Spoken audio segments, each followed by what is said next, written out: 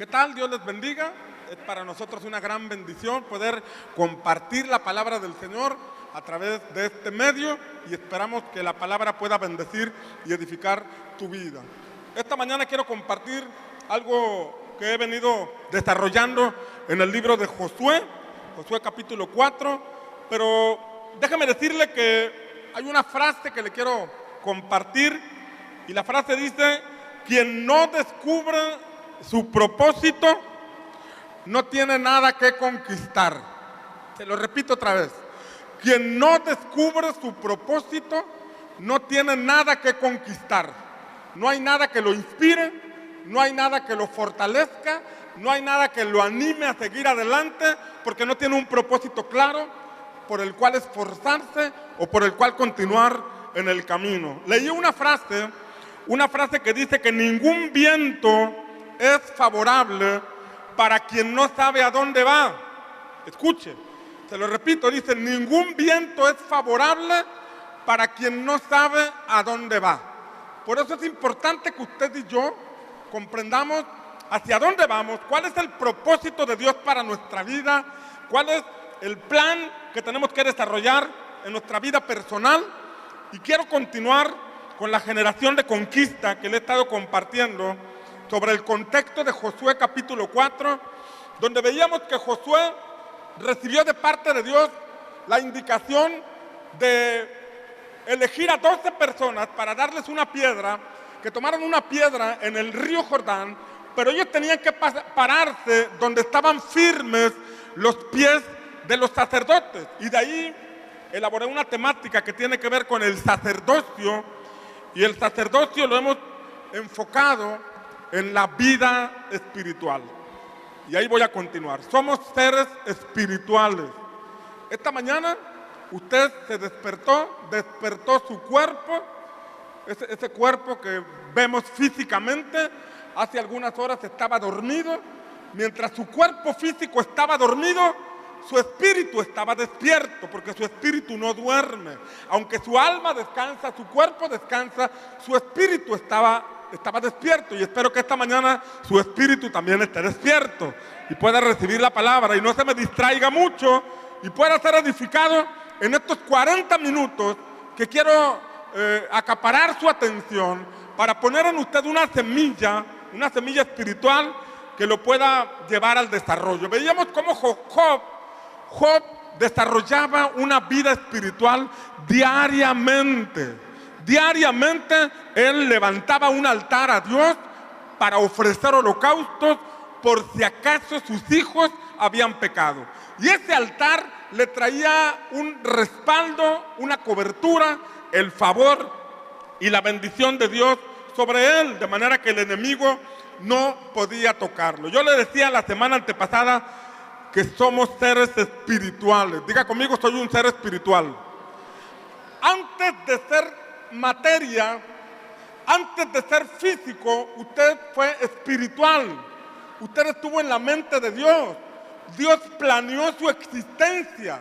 Usted fue una idea de Dios para este tiempo, para este lugar y para esta generación. Usted, antes de ser materia, antes de ser físico, usted fue un ser espiritual. ¿Está aquí conmigo? Quiere decir que Dios lo planeó. Dios planeó ponerle esa nariz, esos cachetes, ese pelo, esas piernas. Dios lo planeó. Conmigo Dios se pulió. Levante su mano y diga: conmigo Dios se pulió. ¿Alguien dice amén? Vamos, diga amén. Diga: yo lo creo por fe. Así sea. Entonces, somos seres espirituales antes de ser seres físicos. Sin embargo, la mayor parte de nuestro tiempo nos enfocamos en lo físico o en lo material y descuidamos seriamente lo espiritual. Y lo primero tiene que ser lo espiritual, porque ese es el orden que aparece en la Escritura: espíritu, alma y cuerpo. Ahora, sobre este contexto de que somos seres espirituales antes que ser seres físicos, yo le compartí lo que dice Romanos capítulo 8, versículo 28 al 30. Romanos 8, 28 al 30 dice: ya sabemos que a los que a Dios aman, todas las cosas les ayudan a bien.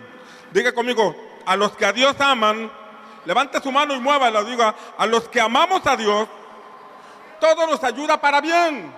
Diga conmigo, todo. Dígalo fuerte, todo. ¿Pero a quiénes? A los que amamos a Dios. O sea, si Dios nos creó y nosotros lo amamos, nosotros vamos a ir por los caminos que honran a Dios. Como yo amo a Dios, yo le obedezco. Como yo amo a Dios, yo hago su voluntad. Si en el camino el enemigo me quiere poner tropiezo, ese tropiezo Dios lo va a encauzar para bien. Esa trampa que el enemigo ponga, Dios la va a usar para que el enemigo se entrampe y yo pueda brincar ese obstáculo y llegar al plan de Dios para mi vida. ¿Alguien dice amén? Pero yo debo amar a Dios. Si yo amo a Dios, yo me iré por el camino que Él me dice.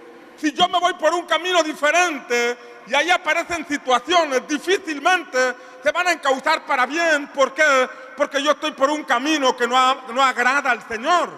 Yo amo a Dios. Como yo sé que Él me creó, como yo sé que Él tiene un plan para mi vida, yo lo amo tanto porque Él primero me amó a mí, y como yo lo amo, me voy por el camino de su voluntad, y no importa qué enemigo se pare enfrente, no importa qué gigantes haya en nuestro camino, no importa qué montañas se presenten delante de nosotros, el Señor es más grande que todo obstáculo que pueda aparecer delante de ti, y Él te dará la victoria en el nombre de Jesús. ¿Alguien dice amén? Pero usted es a los que aman a Dios. ¿Usted ama a Dios? Dios le va a dar la victoria en medio de todo lo que usted pueda enfrentar. Cuando usted parece que está perdiendo, recuerde que usted es una pieza en el ajedrez celestial, y Dios va a mover las piezas del ajedrez celestial para darle jaque mate al enemigo, y finalmente usted va a tener la victoria en el nombre de Cristo. ¿Usted lo puede creer? Dale un aplauso fuerte a Jesús si usted lo cree.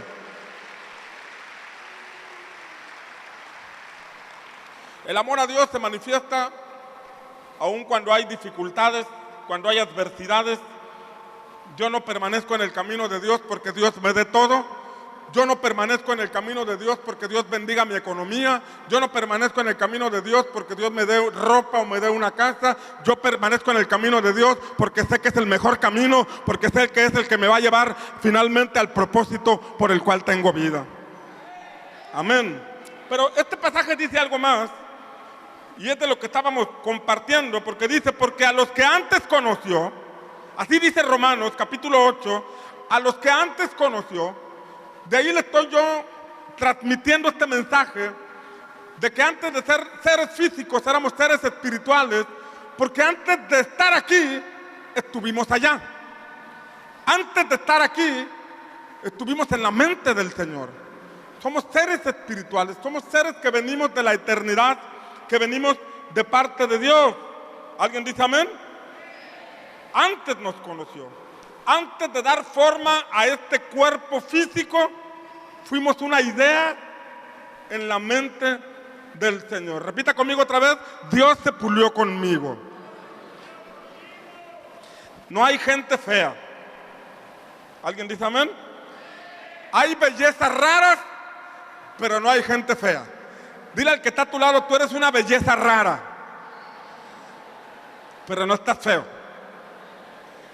Dígale, amén, amén. Amén. Ahora, pero fíjese lo que dice Romanos. Y aquí hay sabiduría y hay revelación. Y si usted presta atención en esta mañana, usted se va a llevar una semilla que le va a dar dirección a su vida. Dice, porque a los que antes conoció, también les señaló desde antes el camino. ¿Qué nos señaló desde antes? Diga conmigo, el camino. O sea, desde antes de crearnos, Él diseñó un camino para cada uno de nosotros. Eso es lo que dice Romanos capítulo 8. A los que antes conoció, también les señaló desde antes el camino. ¿El camino para qué? Para que fuesen hechos conformes a la imagen de su Hijo, para que Él sea el primogénito entre muchos hermanos.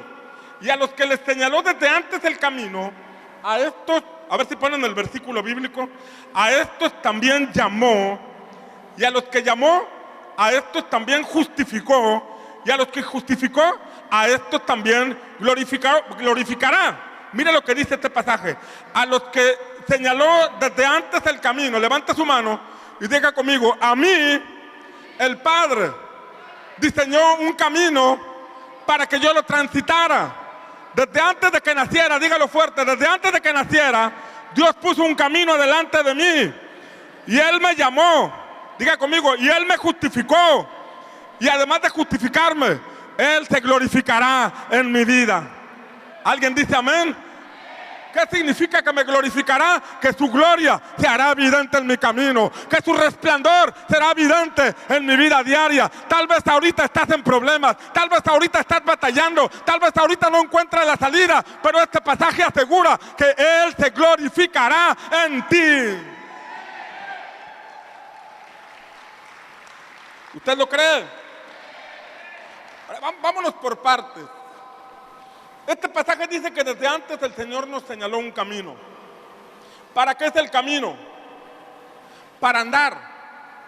Un camino es para andar, es para transitarlo. Y ese camino, dice la Escritura, me lleva a ser conforme a la imagen de Jesús. Escuche, Romanos es claro al decir que ese camino Dios le preparó de antemano para que nosotros llegásemos a ser como su Hijo, su primogénito, llamado Jesús. Es un camino que me lleva por la transformación.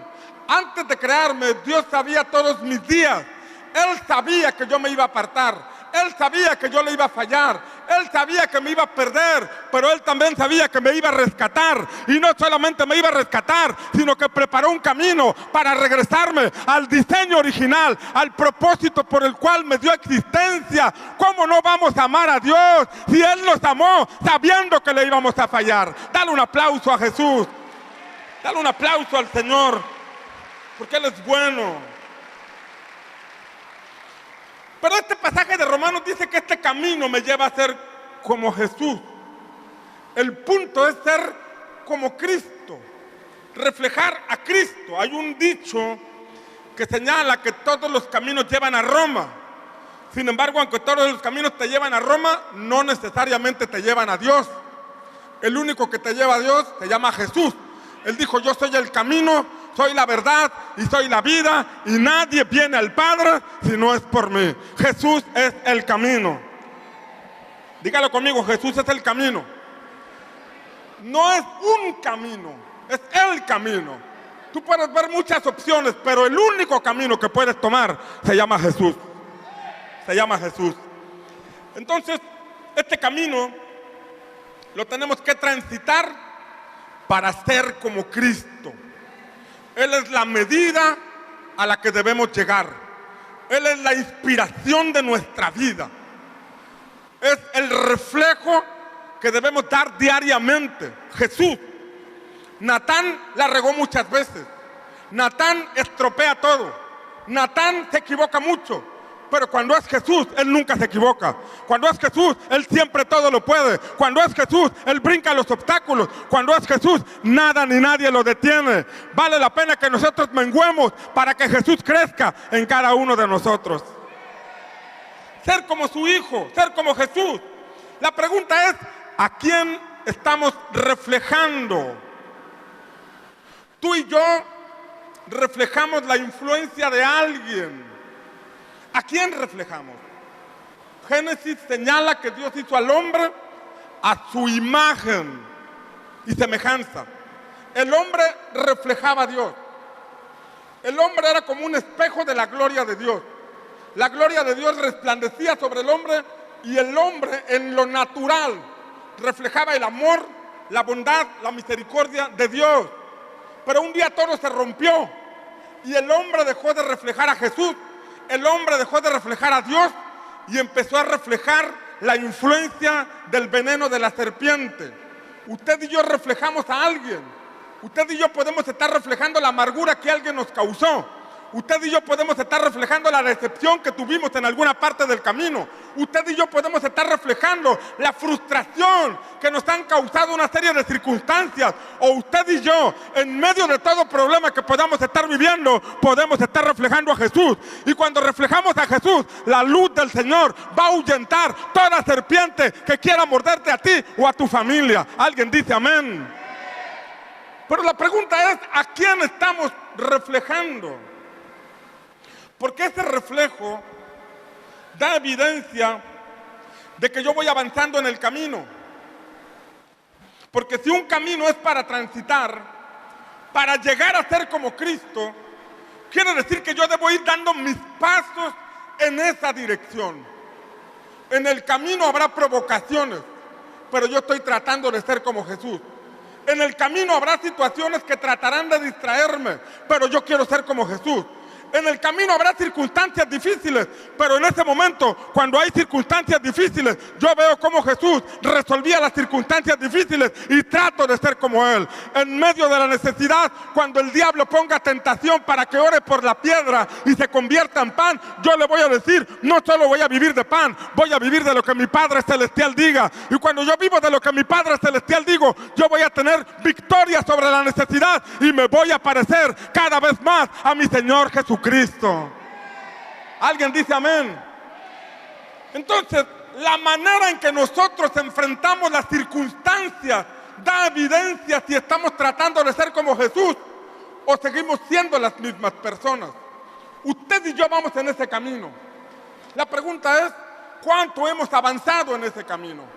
La pregunta es, ¿qué tanto nos estamos pareciendo a Jesús más? ¿Cómo respondemos ante las necesidades? ¿Cómo respondemos ante la murmuración, ante la prueba, ante la necesidad? Ahí se hace evidente qué tanto estamos reflejando a Jesús y qué tanto estamos caminando. Usted pudo haber ido al encuentro y regresó contento, regresó gozoso, llegó brincando, lo bajaron cargado del autobús, lleno del Espíritu Santo. La pregunta es, ¿qué tanto ha avanzado después de su encuentro? Usted pudo ir a la escuela de campeones. La palabra lo confrontó. La palabra le habló algunos aspectos de su vida personal. La pregunta es, ¿qué tanto ha avanzado en estos pasajes de las Escrituras que nos muestran cómo es Jesús y cómo debemos ser nosotros? Necesitamos avanzar en ese camino. ¿Alguien dice amén? Ahora, la Biblia nos muestra a Jesús como Emmanuel, Dios con nosotros. O sea, Dios se hizo hombre a través de su Hijo. Juan capítulo 1 dice que ese verbo se hizo carne. En Juan capítulo 1 se emplea la palabra verbo porque es la palabra en acción. Porque recuerde que el Padre, el Hijo y el Espíritu Santo son uno. Y en el Génesis dice que cuando creó Dios todo, Él habló, y al hablar se creaban o se producían las cosas. Esta palabra emitida por el Padre, ese verbo en acción, es Jesús. Pero la Escritura dice que ese verbo se hizo carne y habitó entre nosotros. El libro de Lucas muestra a Jesús como el Hijo del Hombre. Diga conmigo, el Hijo del Hombre. ¿Por qué? Porque los hombres perdimos el camino. Los hombres perdimos el diseño original. Los hombres perdimos el propósito de Dios, la razón por la que nos creó. Y el hombre le dio la autoridad a la serpiente, le dio la autoridad a Satanás. Y como el hombre entregó una autoridad, el hombre la tenía que recuperar. Pero no había nadie que pudiera recuperarla, porque la Biblia dice que todos hemos pecado. Diga conmigo, todos hemos pecado. Levante su mano y diga, todos hemos pecado. Diga fuerte, no hay justo, ni aún uno. O sea, nadie podía tomar esa autoridad que el hombre había perdido. Por eso Dios se hizo hombre, para que a manera de hombre, despojándose de lo que él era, tomó forma de siervo y recuperó lo que el hombre había perdido. El libro de Marcos dice que el Hijo del Hombre vino a buscar y a salvar lo que se había perdido. No dice a los que se habían perdido. Dice que vino a buscar y a salvar lo que se había perdido. nosotros perdimos propósito, nosotros perdimos autoridad, pero el Hijo del Hombre, el Hijo de Dios, vino a recuperar lo que nosotros perdimos, vino a meternos al camino nuevamente, vino a mostrar el camino que nos lleva al propósito de nuestro Padre Celestial. Dale un aplauso fuerte a nuestro Dios, a Jesús. Ahora Él vino a recuperar dos cosas en el ser humano. Vino a darnos salvación, pero vino a recuperar dos cosas. Y hay dos tareas que Dios ha designado a cada ser humano. Dos tareas. Hay una tarea física que tiene que ver con lo terrenal y hay una tarea espiritual que tiene que ver con la eternidad. Una tarea terrenal y una tarea espiritual. Hay una asignación para que tú y yo desarrollemos en esta tierra, donde vas a operar con los dones que el Padre te ha dado. Y eso se va a ver reflejado en la sociedad. O sea, lo que Dios puso en tus manos tiene que ser de beneficio para alguien más. Porque el propósito de Dios es que sirvamos. Jesús dijo, el Hijo del Hombre, el Hijo de Dios vino a servir y no a ser servido. Uno de los problemas con los dones, o las capacidades, los talentos, es cuando nos conduce la ambición y esa ambición nos lleva a pisotear a otras personas, a descuidar familia, a descuidar lo eterno, por estar encaminados solamente en la ambición económica, en la codicia de muchas cosas. Estos dones están para servir. O sea, Dios te creó con ciertas características para que puedas ayudar a alguien más. Y Dios le dio a alguien más ciertas características para que te pueda ayudar a ti. Y juntos podamos caminar hacia una familia mejor, hacia una comunidad mejor, hacia un mundo mejor. ¿Está aquí conmigo? Pero también hay una asignación en el ámbito espiritual relacionado con la eternidad. Por eso estas dos palabras que quiero que te grabes: propósito y eternidad. Tu propósito en esta tierra y la eternidad, que es el ámbito espiritual que no tenemos que descuidar. Por ejemplo, encontramos a José, el padrastro de Jesús, el esposo de María, que este hombre era carpintero. Y al ser carpintero, en aquel pueblo llamado Belén, en aquel Nazaret donde ellos vivían, cuando alguien decía de Jesús, el hijo del carpintero, quiere decir que se conoce que en esa comunidad había una persona con el oficio de carpintero. En esa comunidad la gente era beneficiada, bendecida por un hombre que tenía el oficio de la carpintería. En aquel lugar también había un herrero, en aquel lugar también había un ganadero, había de todo, pero José era un carpintero, era su oficio, era su trabajo, era lo que él aportaba a su ciudad. Alguien tenía una mesa rota, venía con José. Alguien tenía una silla que le faltaba una pata, se la traía a José y José la reparaba. Pero un día su esposa viene y le dice, mi amor, ¿qué crees? Ya tengo todos los preparativos para la boda, pero ¿qué crees? Estoy embarazada. ¿Y qué crees? Estoy embarazada del Espíritu Santo. Ahora imagínate esta noticia que de pronto recibe José, y él que está pensando en lo terrenal, en lo físico, en el oficio de carpintería, de pronto alguien viene y le dice de un evento sobrenatural. Su mujer, llamada María, le dice, estoy embarazada del Espíritu Santo. A ver, los varones, levanten sus manos. Imagínese usted que de pronto un día su esposa le dice eso, llega con usted y le dice, ¿sabes qué? Mi amor, estoy embarazada y es del Espíritu Santo. ¿Cómo le dirías tú, varón? ¿La cargarías? ¿La darías vuelta? ¡Wow! Contentísimo. Lo publicarías en Facebook.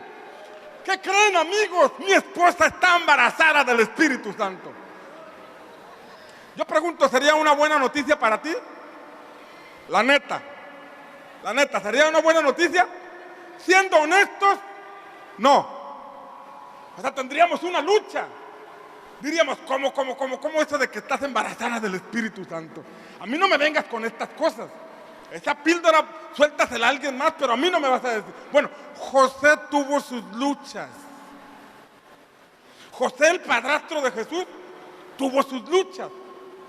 Él era un hombre que estaba enfocado en el trabajo de carpintería, pero de pronto le hablan de un asunto espiritual, un plan de Dios, de traer al Salvador, al que tú y yo recibimos como Señor, el que murió en la cruz por nuestros pecados, pero todo tuvo un inicio en la mente de Dios, usando a una mujer llamada María, pero casada con un hombre llamado José, y José tenía su resistencia. Él no entendía esos asuntos espirituales. Él no entendía lo eterno. Él no entendía el propósito. A otro con ese cuento le ha de haber dicho. Y él pensó dentro de sí, la Biblia lo dice, secretamente él pensó dejarla. Porque déjeme decirle que a una señorita que la encontraban embarazada, la castigaban a pedradas. Castigaban, la mataban a pedradas en esa cultura y en ese contexto.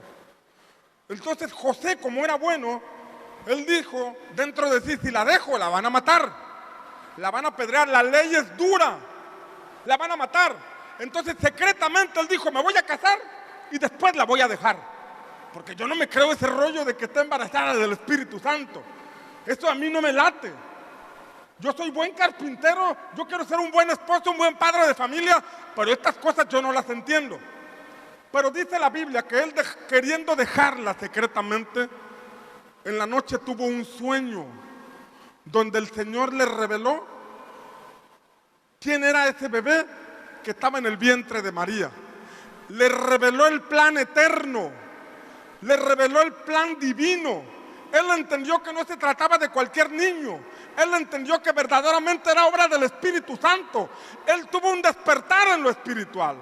Usted y yo podemos ser excelentes trabajadores, excelentes profesionistas.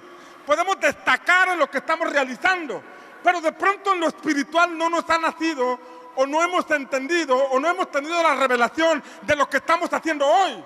Hace 2000 años un hombre le creyó al Señor por el bebé que estaba en el vientre de una mujer. Hoy usted y yo le tenemos que creer al Padre por la salvación de toda una comunidad, porque Dios lo quiere hacer y porque Dios lo puede hacer.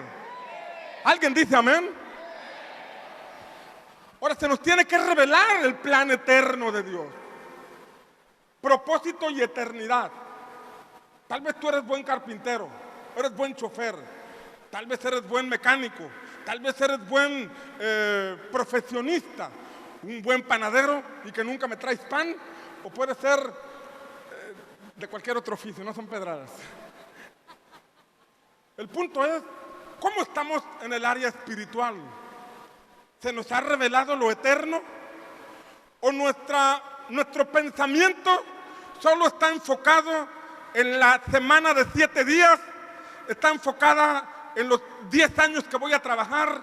¿Está enfocada en los próximos 20 años donde me voy a jubilar y finalmente voy a vivir de una pensión? ¿O ya se me reveló lo eterno?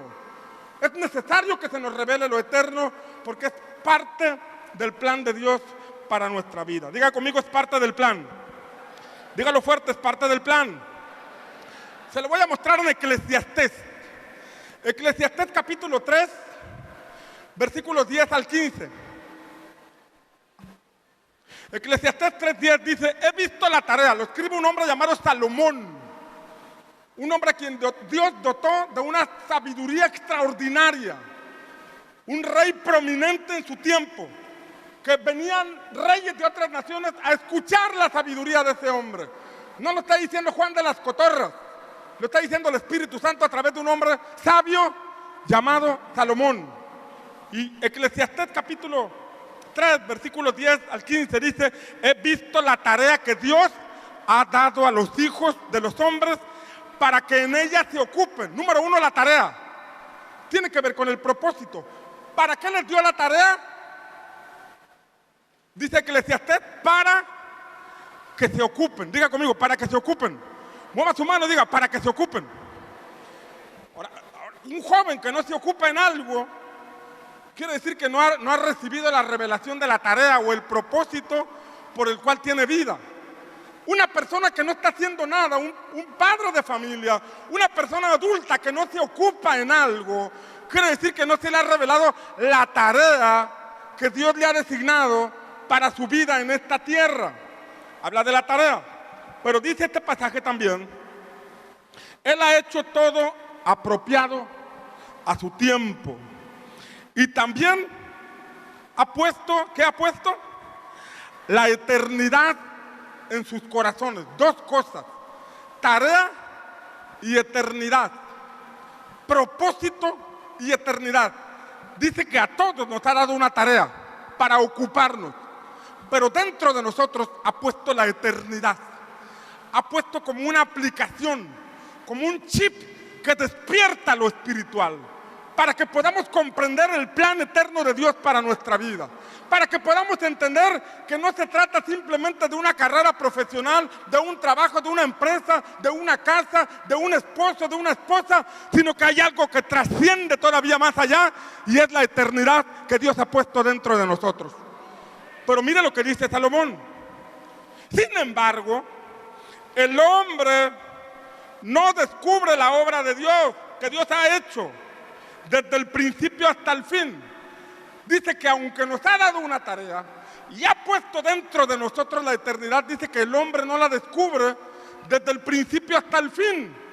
O sea que es demasiado grande como para poder comprenderlo con nuestra mente humana. Es demasiado grande como para poder discernirlo o entenderlo a plenitud.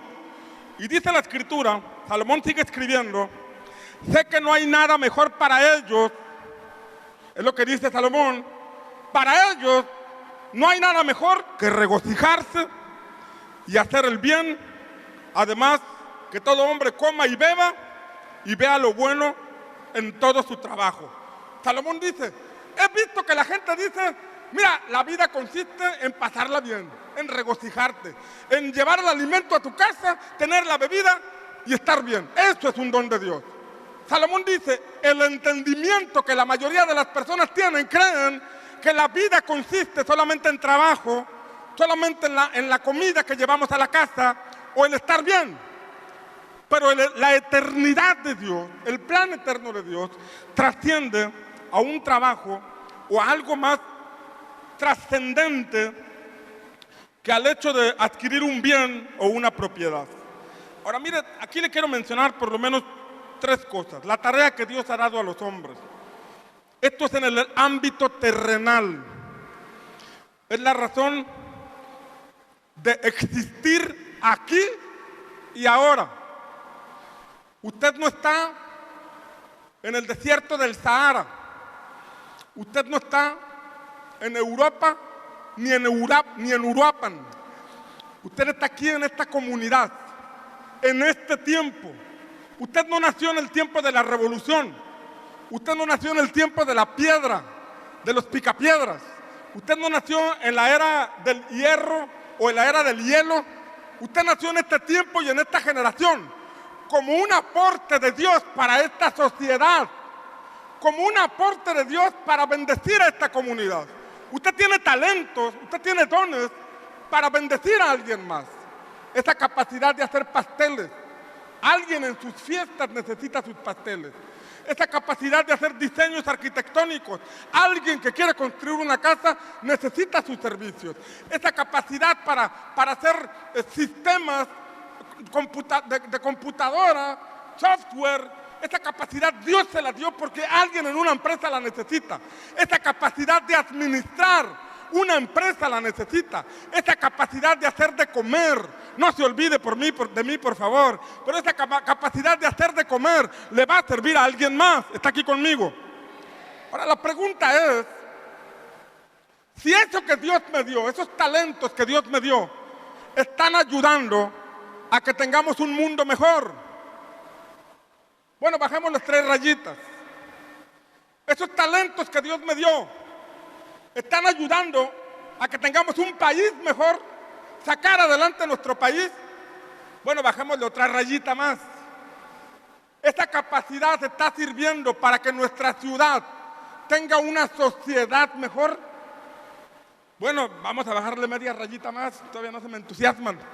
Esta capacidad, esos talentos, esos dones, y no me refiero a los dones espirituales, sino a esta capacidad de hacer trabajo, está haciendo de tu familia un lugar mejor, está haciendo de tu barrio un lugar mejor. Nosotros tenemos que despertar a ese propósito, porque en esta comunidad habitan personas y Dios quiere que los habitantes de esta comunidad vivamos mejor, seamos una sociedad mejor, que nos ayudemos unos a otros, que no busquemos la codicia de las riquezas, sino que busquemos siempre la oportunidad de servir a alguien más. ¿Alguien dice amén? Ahora lo otro es, que dice este pasaje, he puesto la eternidad en sus corazones. No solamente se trata de cómo voy a servir a mi prójimo, sino que también debo comprender que Dios ha puesto la eternidad en mi corazón. La Biblia, Dios habla hoy, traduce esa parte de Eclesiastés diciendo, ha puesto en su mente la idea de lo infinito. Dice Eclesiastés que Dios ha puesto en nuestra mente la capacidad de poder lograr ver lo infinito, lo eterno. Dios ha puesto esa capacidad de que podamos despertar espiritualmente hablando, y a todos nos llega el momento en que nuestro wifi espiritual se enciende y podemos conectarnos en el área espiritual con nuestro Señor. Ahora, el punto de este pasaje de Eclesiastés es que Salomón dice que el hombre no descubre, por sí solo el hombre no descubre ni entiende la obra de Dios. O sea que la obra de Dios es tan extensa, tan amplia, que no alcanza a descubrirla. ¿Sabe que estaba leyendo la biografía de un hombre llamado George Washington Carver? No soy muy bueno para decir los nombres y vamos a decirle simplemente Carver. Y Carver era un morenito, 3 veces más morenito que yo, casi como el color de mi saco. Y mire lo que hacía Carver. Carver fue un niño que nació en esclavitud. Fue un afroamericano que nació en esclavitud. A los pocos años de haber nacido, secuestraron a su mamá y a su hermana y se lo llevaron a él. El papá se puso a buscarlo, finalmente lo encontró, pero no encontró a la mamá ni a la hermana. De manera que este niño, en un contexto de esclavitud, sin mamá, y después de haber vivido aquellas circunstancias, fue a parar a la casa de alguien que por ahí los compró, porque eran esclavos en ese contexto. Carver vivió en el contexto donde la esclavitud se abolió. Le cuento todo esto para que usted vea que no fue nada fácil la vida de Carver. En el momento en que se abolió la esclavitud, la persona que los había comprado los adoptó como hijos. Sin embargo, él encontró problemas para estudiar, porque a los negritos no los aceptaban en cualquier escuela. Estaba enfrentando el racismo. O sea, tenía todo en contra, Carver. Pero Carver tenía un llamado para la sociedad y tenía un llamado espiritual. Él relata en su biografía que a los 7 años recibió a Jesús. Dice que un niño blanco, porque él era morenito, un niño blanco vino a verlo y le dijo, el domingo voy a ir a la escuela dominical. ¿Y ahí qué hacen?, le dijo Carver. Ahí estudiamos la Biblia, cantamos, oramos a Dios. Y este niño Carver se sintió atraído por las palabras que le dijo el niño, y dice que en ese momento él oró a Dios y recibió a Jesús en su corazón. Fue una oración sincera, él lo dice. Y a partir de ese momento él empezó a creer en Jesús. La vida no fue fácil para Carver, la vida fue complicada. Y finalmente cuando él pudo, ahí está mi foto en la pantalla, mi foto, parecida, nada más que un bigote más largo.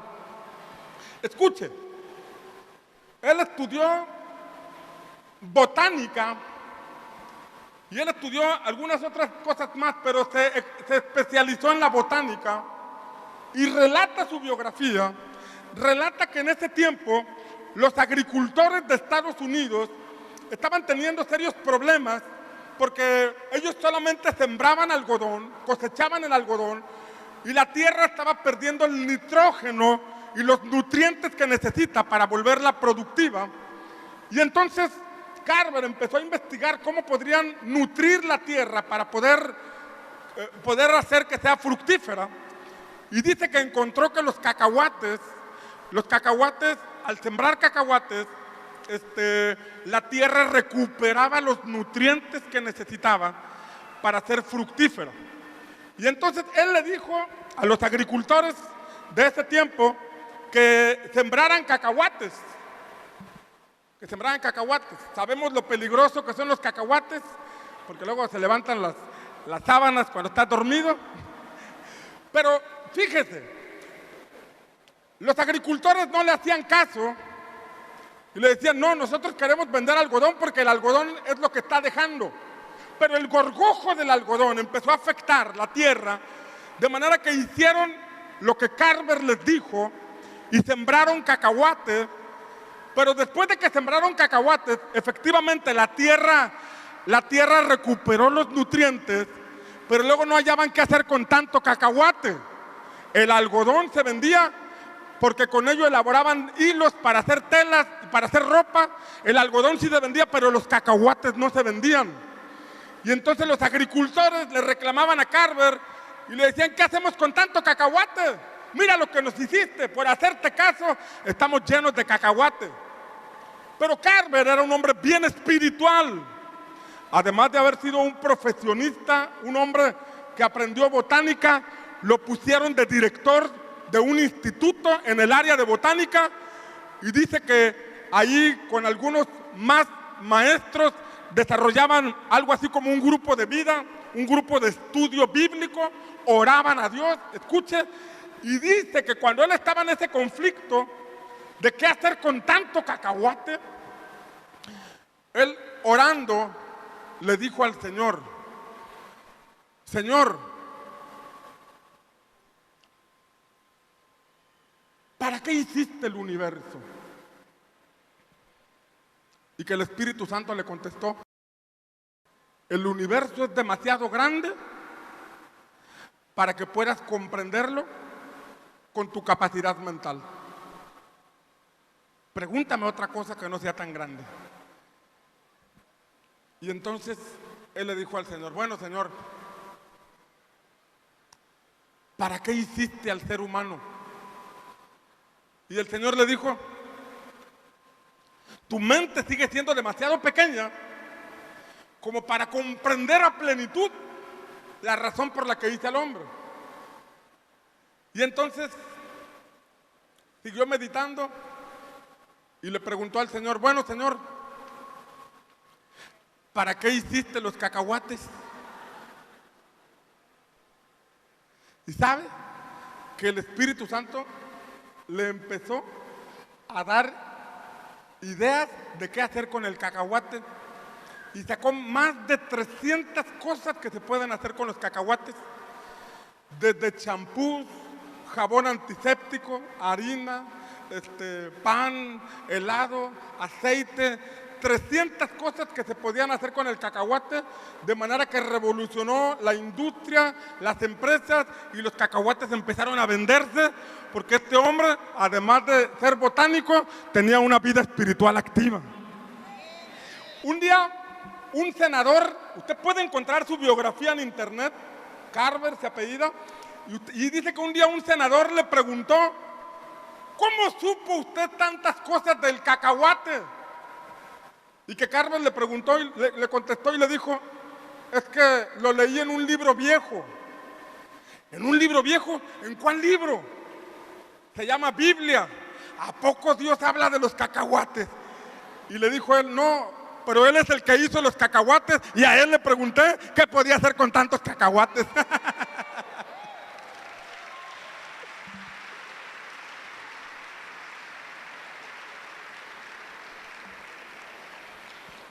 Un ejemplo de propósito y eternidad. Martin Luther King dijo de él, de Carver, dijo de él, Martin Luther King dijo, desde un entorno opresivo y paralizante, Carver levantó su búsqueda, su mente creativa al cacahuate ordinario y encontró en este posibilidades extraordinarias para bienes y productos impensables por mentes del pasado. En su generación, Carver fue un hombre que revolucionó la industria, fue un hombre que entendió la asignación para su generación, para su sociedad, pero también fue un hombre altamente espiritual. Por eso en esta mañana mi propósito o el enfoque de este mensaje es que despiertes al propósito que Dios te ha dado para esta sociedad. ¿Qué estás haciendo tú para que esta sociedad sea mejor? ¿Qué estás haciendo tú para que tu familia viva mejor? Y por otro lado, despiertes a lo eterno, para que en todo momento sepas que cuando no encuentres una salida, si acudes a lo eterno, si le preguntas al Dios que te dio camino, al Dios que te dio existencia, al Dios que te dio propósito, Él te dará las llaves que te abran puertas que habían estado cerradas para que puedas bendecir a esta comunidad en el nombre de Jesús. Si lo crees, dale un aplauso.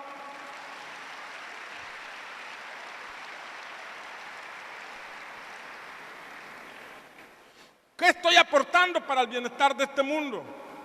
Todos necesitamos trabajar, todos necesitamos aportar algo para que esta comunidad sea mejor. No puedo hacer de mi país, ni de mi estado, ni de mi ciudad, ni de mi casa un lugar mejor si no mejoro yo como individuo.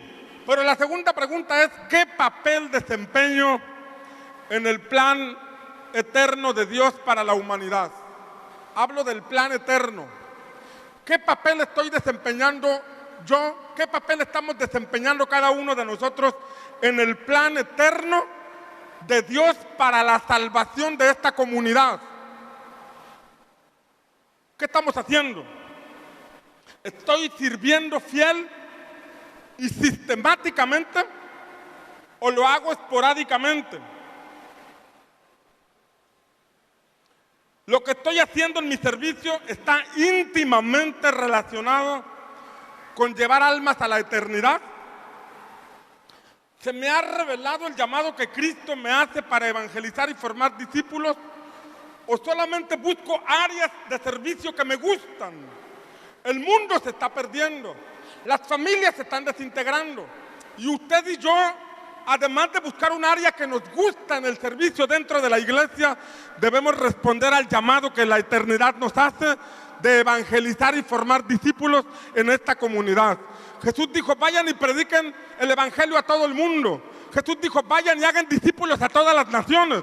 No vamos a ir a todas las naciones, pero sí vamos a ir a cada casa de esta comunidad. Vamos a ir a cada casa de esta ciudad a predicar el evangelio de nuestro Señor Jesucristo y a formar discípulos para la gloria de nuestro Señor. ¿Alguien dice amén? Necesitamos participar en esta tarea. Salomón, por último, Salomón señala en Eclesiastés diciendo, sé que no hay nada mejor para ellos. Para los que no se les ha revelado el plan eterno de Dios, Salomón dice, sé que no hay nada mejor para ellos que regocijarse, hacer el bien, comer, beber y dar gracias a Dios. Eso es lo que dice Salomón. Y esto me recuerda lo que una vez escuché a un apóstol que vino de Centroamérica, de Sudamérica. Este apóstol me decía, fíjate que estamos en una generación donde se están levantando iglesias lúdicas. ¿Cómo es una iglesia lúdica, pastor? Una iglesia lúdica es aquella que te convoca con una música bonita, con luces, con pantalla, con sonido, pasémosla bien, pero terminando la reunión te vas y ya no te vuelvo a ver hasta la próxima semana. Ni me preocupa tu vida, ni me preocupa tu familia, ni me preocupa si estás creciendo en la palabra, ni me preocupa si estás siendo edificado en el plan de Dios. Tú ven el domingo, la pasamos bien y te vas. Y parece que es lo que Eclesiastés dice. Para algunos el regocijarse, comer, beber, es todo. Pero aquellos en quienes alumbra la luz del Señor, sabemos que hay propósito y hay un llamado eterno. El llamado eterno es llevarnos a la mayor cantidad de gente posible de esta comunidad a la eternidad a través de Cristo Jesús. El llamado eterno es llevarnos familias enteras a la presencia del Señor a través del mensaje de salvación de nuestro Señor Jesucristo. ¿Alguien dice amén? Si usted lo cree, dele un aplauso fuerte al Señor. ¿Cómo se nos revela el llamado eterno? ¿Cómo se nos revela el propósito? El propósito y el llamado eterno se nos despiertan cuando desarrollamos una vida espiritual. Por eso, el llamado que te hago en esta hora es que profundices en tu vida espiritual. El domingo venimos y la pasamos bien cantando al Señor, pero cada día usted tiene que desarrollar una vida espiritual. Usted tiene que asistir a un grupo de vida. Usted tiene que asistir a un discipulado. Usted tiene que conocer los principios fundamentales de la palabra del Señor para que usted ande por ese camino que lo va a llevar a reflejar a Cristo en su vida diaria. El camino aún no termina, el camino prosigue y en la medida que usted avanza va a ir viendo la gloria de Dios resplandecer sobre usted, irá pareciéndose cada día más a nuestro Señor. Dejará de ser usted y empezará a levantarse el nombre de nuestro Señor Jesucristo en su vida diaria. ¿Alguien dice amén? Levante sus manos y déjeme orar por usted. Padre, te damos gracias en el nombre de Jesús por tu palabra que nos muestra que para nosotros tienes un propósito y un llamado eterno. Ayúdanos como ayudaste a José a entender que ese niño que nació hace 2000 años sigue salvando hoy a todos aquellos que entregan su vida en oración. Ayúdanos a comprender, Señor, que ese llamado eterno que inició hace 2000 años continúa, Señor, salvando familias, salvando personas y llevándoselas a la eternidad. Ayúdanos, Señor, a participar activa y fielmente en el llamado que nos haces a participar en tu reino. Te lo pedimos en el nombre de Jesús. ¿Alguien dice amén?